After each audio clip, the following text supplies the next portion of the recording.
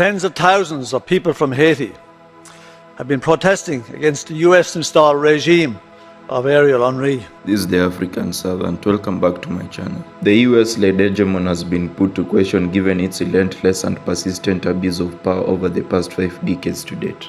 The US showcases itself in the media spotlight as being a beacon of democracy, human rights, and rule of law. Despite its not so whiter than snow historical records of being a global warlord, who for the past 250 years has engaged in over 150 military interventions and wars with an aim of spreading anything but peace and stability. What do I think are the most serious global problems? And you know the answer I give them now, Wolf? Us. We are the most destabilizing force in the world. Yes, it's true. I know it may be hard to believe for some. Speculation aside, let's deal with real historical evidence. Remember Iraq, Libya, Somalia, Vietnam, Iran, and now Ethiopia and Haiti. And I'm yet to include their recent retreat from Afghanistan. Whenever the US and its NATO minions engage in any nation militarily, they have often found stable and thriving economies, good infrastructure, a healthy population, and a working public service. However, after they leave, the nations are always left miserable and the citizens dying as a result of non-functional health facilities and corrupt puppet regimes installed to ensure US interests of theft and subjugation are met, all in the name of spreading democracy, human rights, and rule-based governance systems. Well, at least we know what they mean by rules-based governance systems because they always come out being the only beneficiaries of such engagements in the long run. It is for this reason that I thus find it prudent to also share a few other snippets to further drive the point home. I hope that at the end of this clip you'll have gained a thing or two about US global relations, especially given the fact that media sources will hardly ever talk about this. When Christopher Columbus first came in contact with Native Americans, it was the Arawak people in the Bahamas. I'll read to you from Columbus's journal. They willingly traded us everything they owned. They do not bear arms and do not know them. For I showed them a sword, they took it by the edge and cut themselves out of ignorance.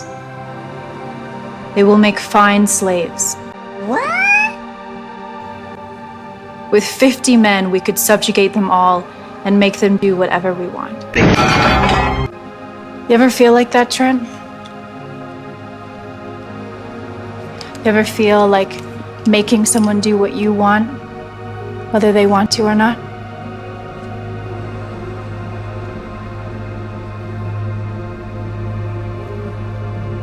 It's a very European mentality.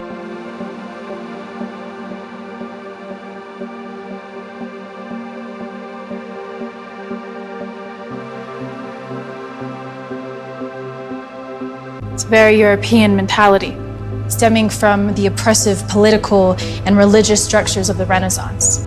Kings and priests with absolute power ruling masses who have none. That was the mentality of the men who discovered America. And it's the mentality our society struggles with today. The world assumes white people are naturally good.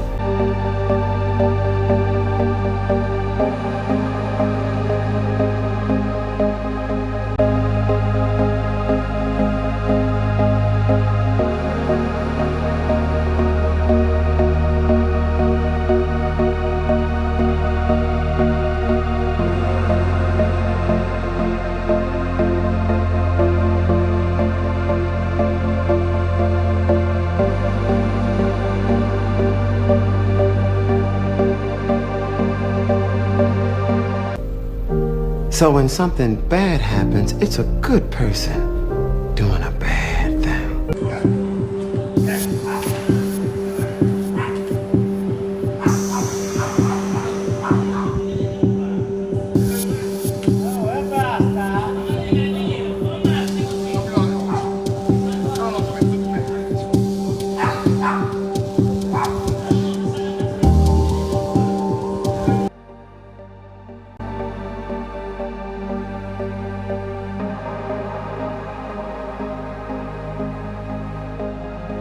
If you, as a white person, would be happy to receive the same treatment that our black citizens do in this society, please stand.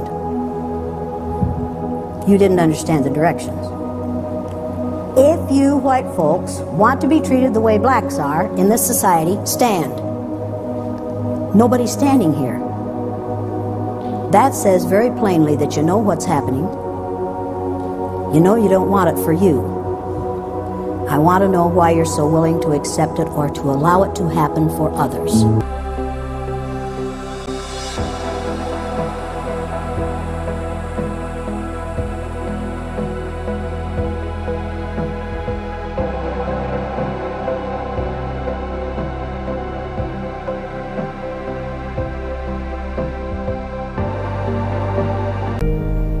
They assume black people are naturally bad.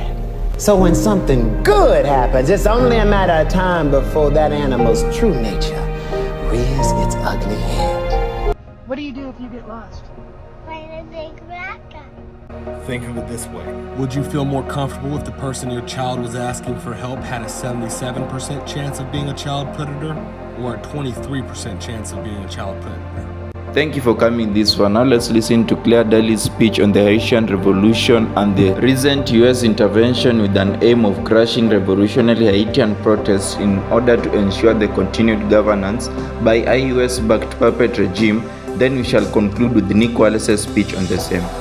Haiti is the site of the first and only successful slave revolution in history. Haitians won their independence from France in 1804 and immediately abolished slavery, becoming the first place in the world to do so. It was also the first state to outlaw racism in its constitution. Haiti was a beacon of light for the world, and it was punished for it. It was punished over and over again by France, by the US, through a series of coups, invasions, occupations, assassinations, through relentless meddling and crushing debt. They were determined that this beacon of freedom would be extinguished because it presented a bold challenge to the dread logic of capital and empire. But the Haitian people kept fighting through. Theirs is a light that never goes out. And so, it's still being punished. The meddling goes on. If Haiti is a mess, and it is, then Europe and the US are to blame. If we want to support the Haitian people, and we should, we'll stand up to the US, the world's bully, tell them to get out of Haiti and get out of it ourselves. Tens of thousands of people from Haiti have been protesting against the US-installed regime of Ariel Henry. Now the puppet leader is calling for foreign military intervention to crush the protest, and the US have been looking for backing at the UN Security Council for same. The last thing the people of Haiti need now is another foreign military intervention called in by a despised leader that doesn't even have a proper mandate to govern. The people of Haiti had their own solution to the crisis. It's called the Montana Agreement. A commission was set up in August last year by a wide range of civil society groups, and they signed an agreement, and it was to be begun in February. But the US and the UN and others blocked it. The Haitian people, they need an end to foreign interference. They've been interfered with for 200 years. They've been interfered with for 200 years. They're not allowed to think independent. The West has destroyed the place. They've done everything to cripple the place for years. And now, they certainly need an end to foreign interference, not more foreign boots on the ground. We said we were interested in sovereignty when Ukraine was invaded by Russia. Are we not interested in sovereignty when it comes to Haiti? Does that not count because it doesn't suit US imperialism? Thank you for watching. If the content being shared interests you, please do like, subscribe and share. You can also check out these clips. Have a good day. Till we meet again.